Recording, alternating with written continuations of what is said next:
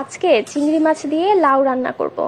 এই ডিশটা আমার অসম্ভব পছন্দের, খেতে অনেক মজা হয়। তো প্রথমে একটা কড়াইয়ের মধ্যে এখানে চিংড়ি মাছগুলো নিয়ে নিলাম, তার মধ্যে পানি দিয়ে দিচ্ছি পরিমাণ মতো।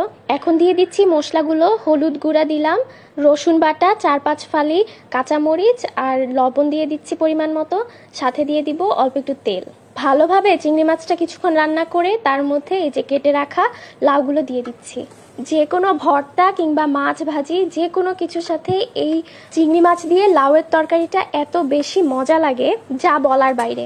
এই তো এর মধ্যেই লাউ থেকে অনেক পরিমাণে পানি বের হয়ে লাউটা প্রপারলি সিদ্ধ হয়ে গিয়েছে। এই পর্যায়ে লাউর মধ্যে বাগার দিয়ে দিতে হবে।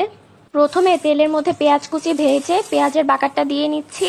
পেঁয়াজেরই কিছুটা তেল আবার রেখে দিয়েছি কড়াইয়ের মধ্যে, তার মধ্যে একটু জিরা গুঁড়া দিয়ে 10-20 সেকেন্ডের জন্য ভেজে জিরার বাগারটা দিয়ে দিচ্ছি। ব্যাস, এবার ভালোভাবে একটু উল্টে পাল্টে নেড়ে নিয়ে উপর দিয়ে ধনেপাতা কুচি ছিটিয়ে দিলেই রেডি চিংড়ি মাছ দিয়ে লাউয়ের তরকারি। এটা খালি খালি খেতেও যে কি পরিমাণে মজা, আমার তো দেখেই আবার ক্ষুধা লেগে যাচ্ছে। তো যাই হোক, আজকে এখানেই শেষ। আল্লাহ হাফেজ।